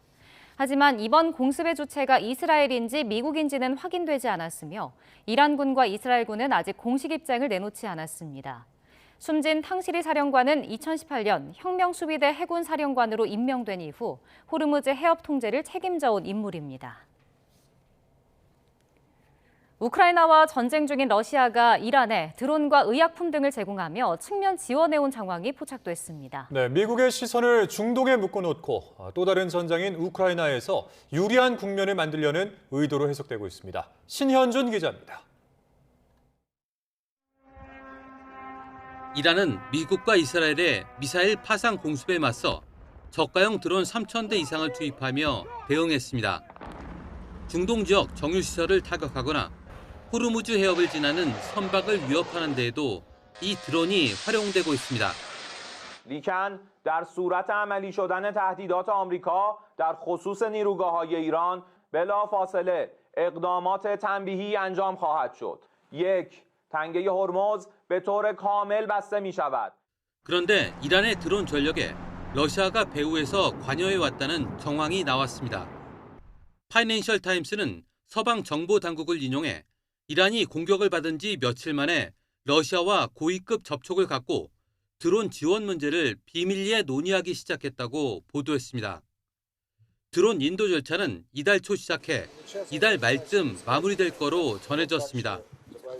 구체적인 기종은 확인되지 않지만 이란의 샤히드 136을 기반으로 한 러시아형 계란2 계열일 가능성이 제기됩니다. 미국을 중동 전선에 묶어두고 우크라이나 전장에서 협상력을 높이려는 러시아의 전략으로 풀이됩니다. 실제로 젤렌스키 우크라이나 대통령은 미국 정부가 동부의 요충지 돈바스 전체를 넘기는 조건으로 안전보장 중재안을 내놨다고 주장했습니다. 돈바스는 러시아가 전쟁의 명분으로 내세운 핵심 지역으로 사실상 러시아의 요구를 반영한 제안이란 해석이 나옵니다. Я б дуже хотів, щоб американська сторона розуміла, що схід нашої держави – це частина наших гарантій безпеки. Про те, що я сказав. Ті самі лінії оборони і моральний стан нашого суспільства – це також гарантія безпеки. 이런 가운데 러시아는 우크라이나 에너지 시설에 대한 공격을 이어가 15만 가구의 전력 공급이 끊기고 많은 사상자가 발생했습니다. YTN 신현주입니다. 미국과 이스라엘의 이란 공습으로 시작된 전쟁이 오는 28일이면 한 달을 맞습니다. 치열한 난타전 속에 피해는 눈덩이처럼 커지고 에너지 전쟁으로 격화되며 위험한 치킨 게임이 되는 양상입니다. 김선희 기자입니다. 한가로운 주말 토요일 아침, 이란의 수도 테헤란이 미국과 이스라엘의 미사일 공격을 받습니다. 트럼프 대통령은 공격 대상이 이란 정권임을 분명히 밝혔습니다. This terrorist regime can never have a nuclear weapon. I'll say it again. They can never have a nuclear weapon. 미국과 이스라엘은 최고 지도자 하메네이를 제거하고 주요 시설에 대한 파상 공세를 이어갔습니다. 그러는 사이 이란의 민간인 사망자는 눈덩이처럼 불어나 수천 명에 달하고 있습니다. سند جنایت رژیم صهیونیستی برای همه اثبات بود. خوبی آوارها رو ببینید. این یک مدرسه‌این که 이란뿐 아니라 레바논, 쿠웨이트와 사우디아라비아 등 주변 국가들의 피해도 급증했습니다. مدنيين الله لا يوفقهم يا رب. الله لا يوفقهم. اللي عملوه هيدي مجزرة. 이란도 호르무즈 해협을 사실상 봉쇄하고 결사 항전에 나섰습니다. 국제 유가가 급등하고 글로벌 금융시장은 대혼돈에 빠졌습니다.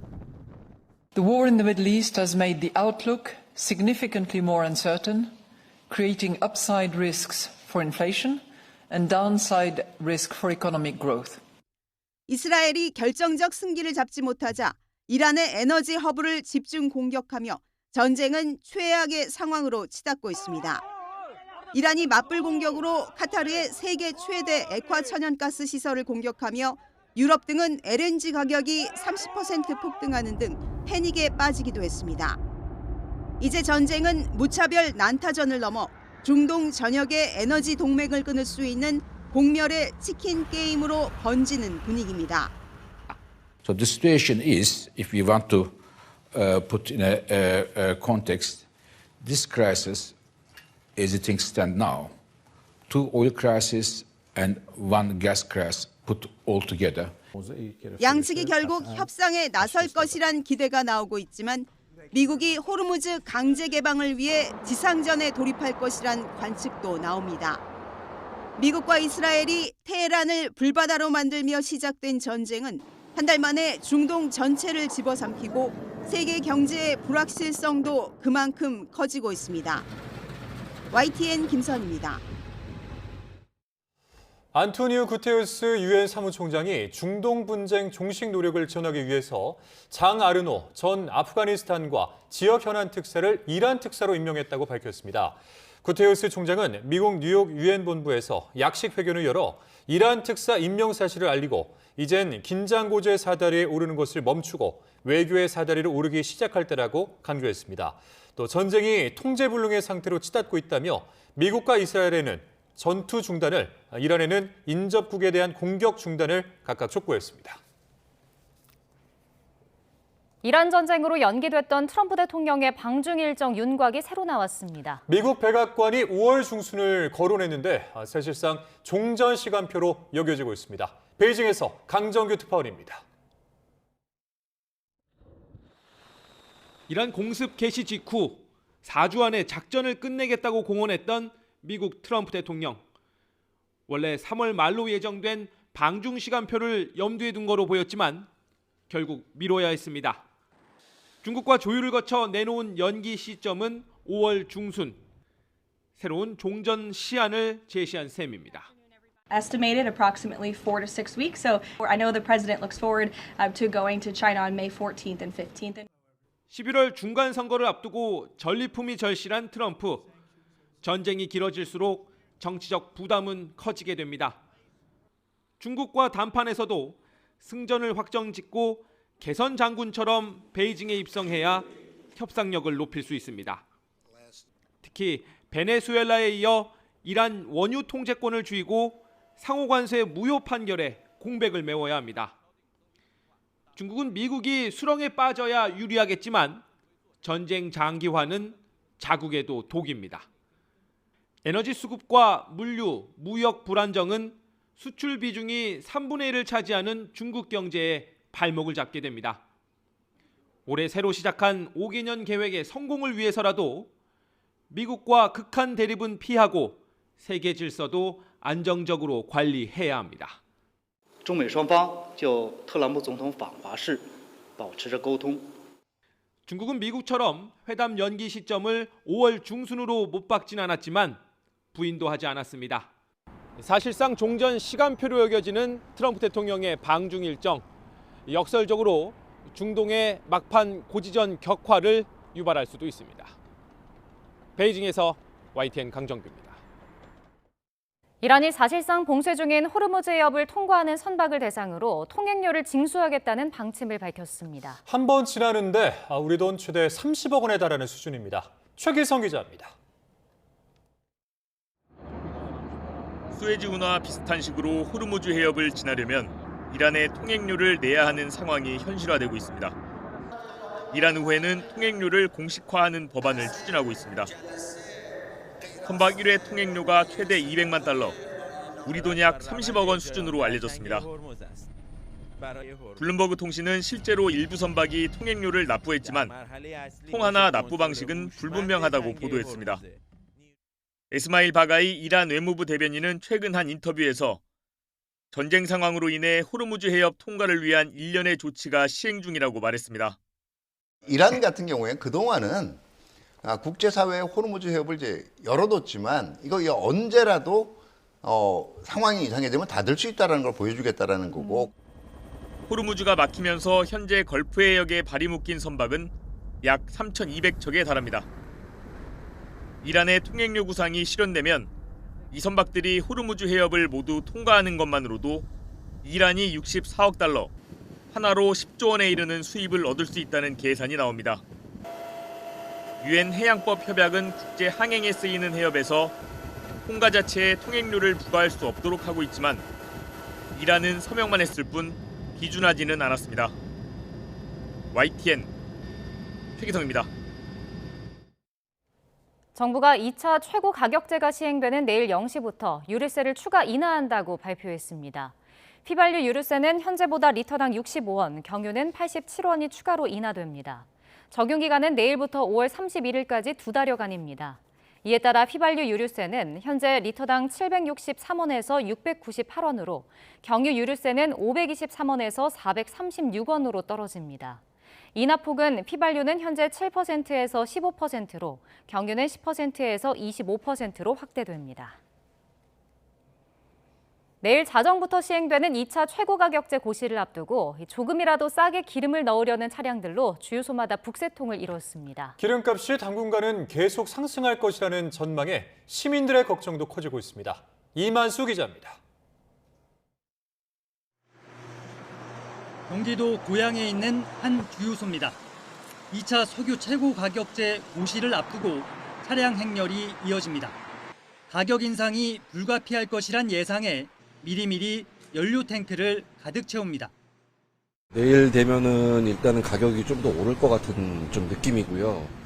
저도 그래서 일단은 오늘 서둘러서 기름을 좀 가득 채워 놓고. 상대적으로 저렴한 알뜰 주유소에도 차량이 몰렸습니다. 확 커진 기름값 부담을 덜어보려는 사람들로 종일 북새통을 이뤘습니다.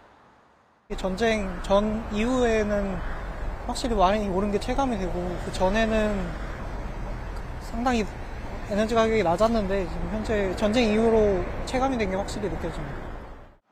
물가 상승도 벅찬데 엎친 데 덮친 격, 교육비 부담까지 눈에 띄게 늘었습니다. 항상 넣던 패턴대로 넣으면은 부담이 많이 되죠. 한 달 평균으로 따지면은 제가 한 6만 원 정도는 더 들어가는 것 같아요. 차량으로 생계를 꾸려야 하는 사람들은 앞날이 막막하기만 합니다. 석유 최고 가격제에도 국제 유가 영향으로 당분간 고유가가 불가피해 보였습니다. 아무래도 저는 약간 영업직을 하다 보니까 차로 이동하는 게 많은데 아무래도 많이 부담스러워서 다니는 거를 좀 더 제한을 두려고 하는 생각도 들기도 하고. 결국 차량 이용을 줄이고 대중교통으로 눈을 돌리는 경우도 늘고 있습니다. 그래도 차보다는 사람들이 대중교통을 더 많이 이용하지 않을까. 중동 사태가 장기화하면서 시민들의 부담과 불안도 깊어지고 있습니다. YTN 이만수입니다. 이란 전쟁으로 항공유 가격이 급등하고 대외 환경 불확실성이 커지자 아시아나항공이 비상 경영에 돌입하기로 했습니다. 아시아나항공은 비용 구조 전반을 점검하기 위해 이같이 결정했다며 탄력적인 공급 운영으로 효율성을 높이고 급격한 비용 증가에 대응하겠다고 밝혔습니다. 또 안전운항과 고객 서비스, 통합 항공사 준비를 위한 핵심 과제는 차질 없이 추진하겠다고 덧붙였습니다. 미국과 이란 간 종전 협상 불확실성과 구글의 첨단 메모리 압축 기술 출시가 악재로 작용하면서 우리 증시가 사흘 만에 하락했습니다. 코스피는 0.9% 내린 5,594로 출발해 외국인의 3조 원 넘는 순매도 속에 3.2% 내린 5,460으로 장을 마쳤습니다. 구글이 첨단 메모리 압축 기술인 터보퀀트를 출시했다는 소식에 반도체 투톱, 삼성전자가 4%, SK하이닉스가 5% 급락했습니다. 금융과 조선, 전력 등 일부 종목만 상승했고 시가총액 상위 종목 대부분이 하락했습니다.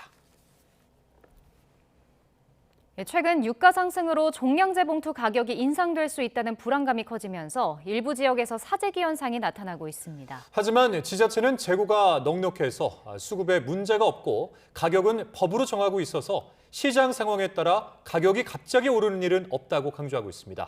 김종호 기자입니다. 대형마트에서 종량제 봉투 20장을 한꺼번에 사는 고객. 이전에는 한두 장씩 사던 걸 불안한 마음에 확보할 수 있는 만큼 사는 겁니다. 이런 모습을 현장에서 보고 따라 사는 고객도 많습니다. 오른다고 사는게 뭐 나중에 이 없어진다고 사. 뉴스에 그런 보도가 나중에 뭐 없으니까 뭐 그게 힘들다고 구하기가 힘들다고 써. 앞다퉈 종량제 봉투를 사게 하는 불안. 실제로 종량제 봉투가 부족한지 부산에서도 비축 물량이 평균보다 적은 서구청을 찾아 알아봤습니다. 먼저 주문량은 평소보다 3배 가까이 늘어나 이른바 공황 구매 현상은 확인할 수 있었습니다. 하지만 재고는 아직 여유 있다고 구청 측은 설명합니다. 자체 창고에 주민이 한 달 동안 쓸 수 있는 양이 보관 중이고 제조업체 창고에도 6달치 비축분이 있습니다. 여기에 가격을 올리려면 기초자치단체 조례를 개정해야 해서 시장 상황 때문에 가격이 오른다는 주장은 근거가 없다고 강조합니다. 수급에는 전혀 문제가 없는 상황입니다. 시민 여러분께서는 평소와 같이 필요하신 만큼만 안심하고 구매해 주시면 되겠습니다.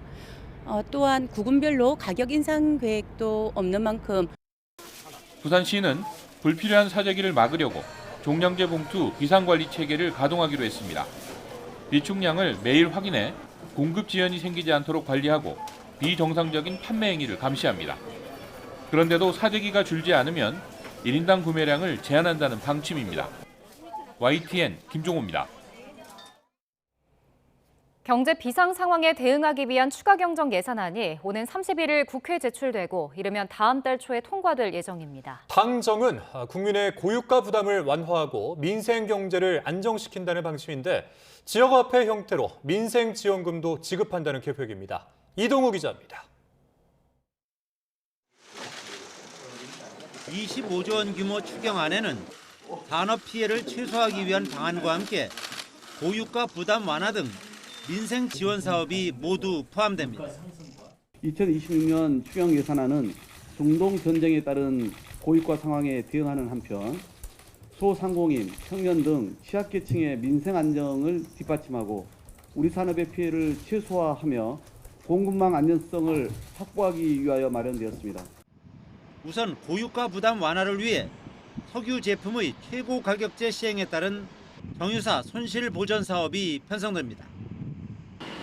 또 석유 비축 물량 확대와 나프타의 안정적인 수급, 히토류 등 핵심 전략 품목의 안정적인 공급을 추경으로 지원합니다. 버스, 지하철 등 대중교통을 이용하면 사용 금액의 일부를 돌려주는 사업도 강화하는 방안을 검토하고 있습니다. 저소득층과 소상공인, 청년 등 취약계층의 취업과 창업활동 지원도 추경안에 포함한다는 계획입니다.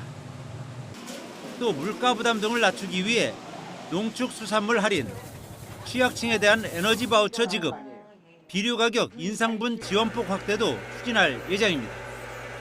소득 하위 50%에게 1인당 15만 원씩 지역 화폐 형태로 민생 지원금을 지급할 것이라는 일부 보도에 대해서는 추가 논의를 통해 확정한다는 입장입니다. 선별의 대상을 하위 몇 %로 할 것인지와 금액의 문제는 정부의 최종안을 확인하셔야 될 것 같습니다. 아울러 중동 전쟁으로 피해를 본 기업과 산업의 위기 극복과 에너지 신산업 전환에도 추경 예산을 집중 투입하기로 했습니다. 당정은 추경안을 오는 31일 국회에 제출해 다음 달 초까지 신속하게 처리한다는 방침입니다. YTN 이동호입니다.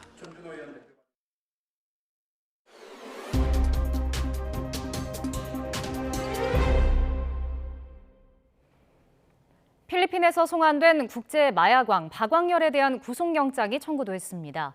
의정부지방검찰청은 오늘 필리핀 교도소에서 복역하면서 대량의 마약을 국내로 밀반입, 유통한 혐의로 경찰이 신청한 박광렬에 대한 구속영장을 법원에 청구했습니다.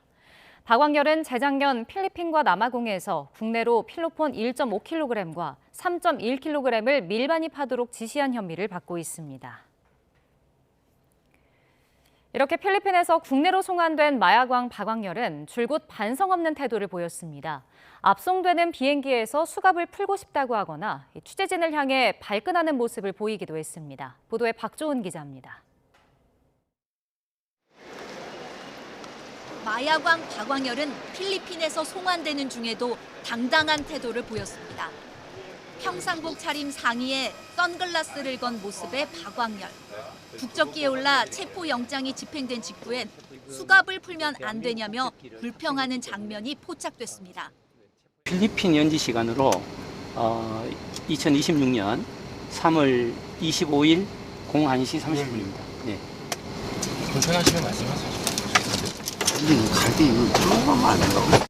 공항에서 내린 뒤에도 마스크를 쓰지 않고 얼굴을 드러낸 채 고개를 꼿꼿이 들었습니다.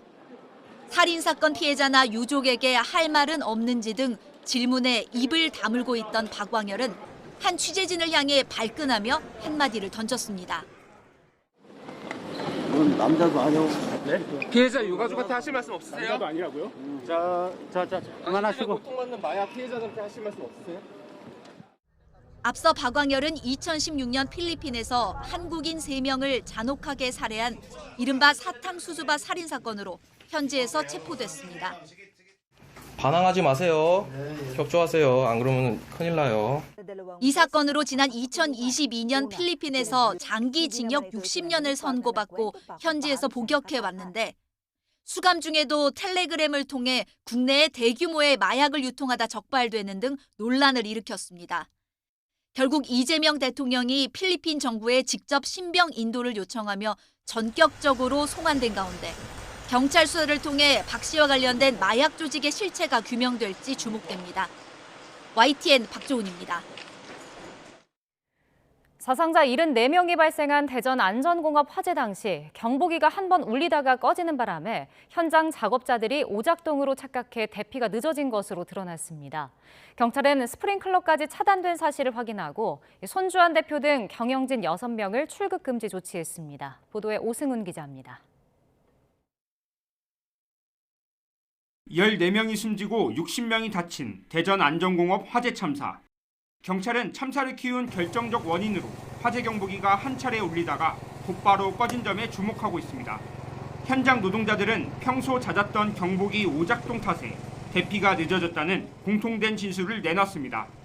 일관되게 진술하는 부분이 처음에 화재가 발생했을 때 화재 경보를 들었다. 그런데 경보를 듣고 불과 얼마 되지 않아가지고 경보가 바로 꺼졌다. 그래서 평소와 같은 그 경보기 오작동으로 알았다. 경찰은 누군가 의도적으로 경보기를 끈 것인지 기기 결함인지를 집중 수사하고 있습니다. 여기에 불이 난 동관 3층 나트륨 정제소 주변에 스프링클러가 차단돼 있었다는 진술도 추가로 확보됐습니다. 물과 만나면 폭발하는 나트륨의 특성 때문에 아예 스프링클러를 꺼두었다는 겁니다. 경찰과 노동당국은 불이 시작된 곳을 동관 1층 천장 102구 부근으로 추정하고 조사를 이어가고 있습니다. 근접해 있는 덕트 쪽에서 화재가 처음 목격됐다. 이 정도로만 알고 계시고, 다만 목격자의 진술이지 이게 팩트는 아닐 수 있습니다. 그래서 저희들 경찰과 수사하면서 그 부분을 살펴보고 있다. 수사가 본격화되면서 경찰은 손주환 안전공업 대표 등 경영진 6명을 출국 금지 조치했습니다. 노동당국 역시 중대재해처벌법 위반 혐의 등으로 손 대표와 임직원들의 입건에 조사하고 있습니다. YTN 오승훈입니다.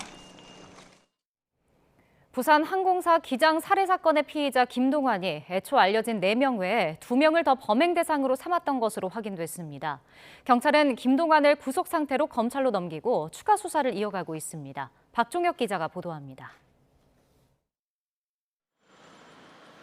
항공사 기장 살해 사건의 피의자 김동완이 경찰관들에게 둘러싸여 경찰서를 나섭니다. 살인 혐의 등으로 구속 수사를 받은 뒤 검찰에 송치되는 겁니다. 짙은 회색 셔츠 차림, 마스크를 쓰지 않은 김동완.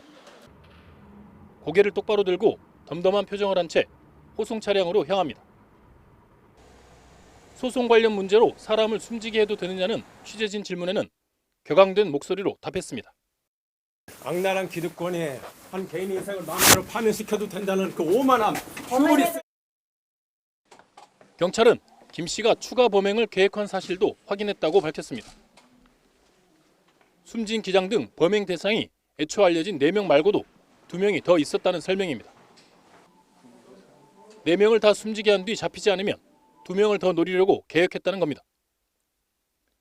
여기에 김 씨가 퇴사한 뒤에도 항공사 운항 일정 사이트에 접속한 사실도 추가로 드러났습니다.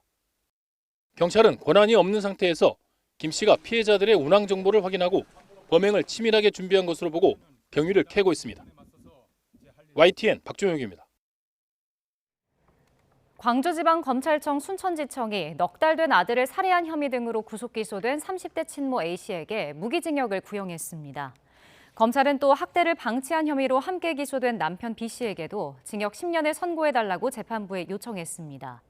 A씨는 여수 자신의 집에서 오랫동안 아들을 학대하다가 지난해 10월 샤워기 물을 틀어둔 채 욕조에 놔둬 숨지게 한 혐의를 받고 있습니다. 재판에 앞서 광주지방법원 순천지원 앞에서는 A씨 부부의 엄벌을 촉구하는 기자회견이 열렸습니다.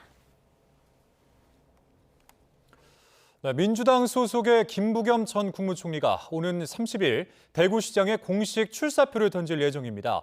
공천에서 배제된 국민의힘 주호영 의원은 법원에 컷오프 효력을 정지해달라는 가처분을 신청했는데 대구시장 선거가 3파전이 될 가능성도 제기되고 있습니다. 조은지 기자입니다.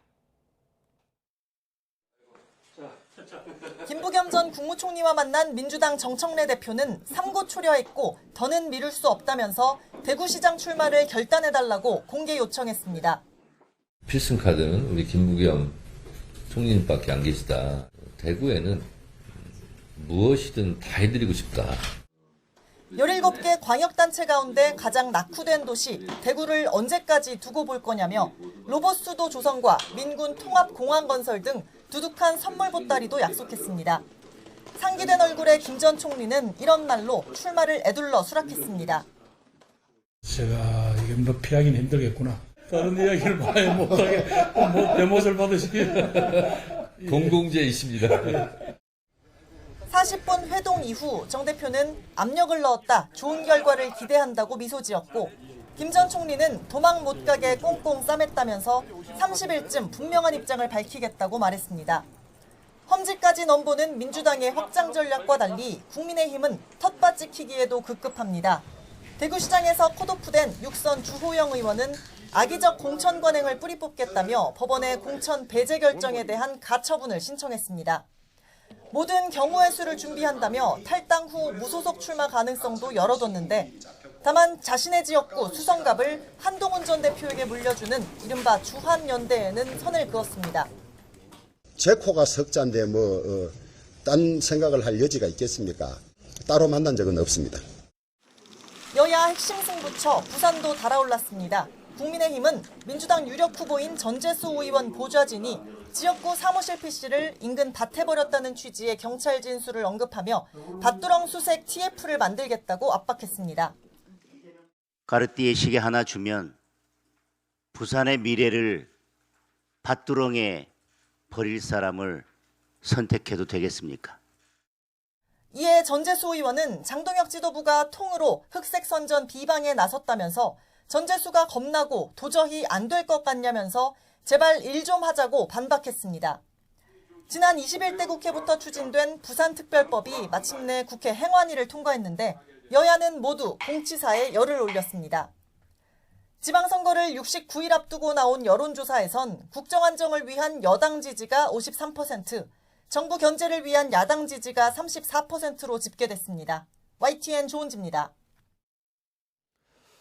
방송통신위원회가 2인 체제에서 의결한 EBS 사장 임명이 위법하다는 법원 판단이 나왔습니다. 서울행정법원은 김유열 EBS 사장이 낸 소송에서 신동호 사장 임명 처분을 취소하라고 판결했습니다. 재판부는 방통위가 2명만으로 의결한 것은 정족수 요건에 충족하지 못해 위법하다고 밝혔습니다. 다만 관련 규정이 명확하지 않다며 임명 자체를 당연 무효로 보지는 않았습니다. 해군은 오늘 평택 제2함대 사령부에서 제16주기 천안함 46용사 추모식을 거행했습니다. 이재섭 2함대 사령관 주관으로 열린 추모식에는 유가족과 이두희 국방부 차관, 성일종 국회 국방위원장, 천안함 재단 관계자 등 200여 명이 참석했습니다. 국방부 고위 인사가 천안함 추모식에 참석한 건 2020년 10주기 추모 행사 때 정경두 전 장관이 참석한 이후 6년 만입니다. 김경률 해군 참모총장은 조전을 통해 그들이 목숨 걸고 지키고자 했던 대한민국의 해양 안보를 굳건히 수호해 나갈 것이라고 강조했습니다. 오늘 고속도로에서 대형 차량으로 인한 사고가 잇따랐습니다. 노동자 3명이 숨진 영덕 풍력발전소 화재 현장에서는 남은 날개가 추락하며 추가 화재가 발생했습니다. 사건 사고 소식 김진두 기자입니다. 정체를 알아보기 힘들 정도로 찌그러진 승용차가 2차로를 막아섰습니다. 앞뒤로 없어진 다른 차량도 보입니다. 새벽 5시 20분쯤 남해고속도로 제2지선 서부산 요금소 인근에서 차로를 바꾸던 트레일러가 앞차를 들이받았습니다. 뒤따르던 차량 등 5대가 연쇄 추돌하며 40대 카니발 운전자가 중상을 입는 등 모두 6명이 다쳐 병원으로 옮겨졌습니다. 낮 12시 20분쯤에는 대전 통영고속도로 금산 인근에서 주행 중이던 화물차의 적재함이 옆으로 넘어졌습니다. 인명피해는 없었지만 연결 부위가 끊어지며 떨어진 적재함을 수습하느라 한때 한 개 차로가 통제됐습니다. 지난 23일 근로자 3명이 숨진 경북 영덕 풍력발전기 화재 현장에서는 아찔한 상황이 벌어졌습니다. 오전 8시 47분쯤 본체에 위태롭게 매달려 있던 40m 길이의 마지막 날개 한 개가 80m 아래 지상으로 추락했습니다. 추락 당시 날개에 남아있던 불씨가 주변으로 번졌지만 대기 중이던 진화대가 30분 만에 불길을 잡으면서 다행히 추가 피해는 없었습니다. 오전 11시 40분쯤에는 전남 화순군 이양면에 있는 염소 농장에서 불이 나 염소 70여 마리가 폐사했습니다.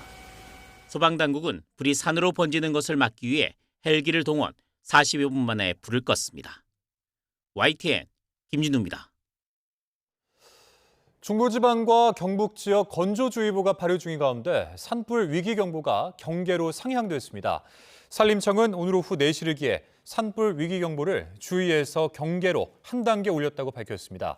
산림청은 영농철을 맞아 쓰레기 소각이 늘고 또 기온이 오르면서 등산객과 상춘객도 늘어나 산불 위험이 크다며 각별한 주의를 당부했습니다. 기상청은 당분간 비 예보 없이 기온이 계속 오름세를 보이면서 건조특보가 확대 강화할 것으로 보인다고 덧붙였습니다.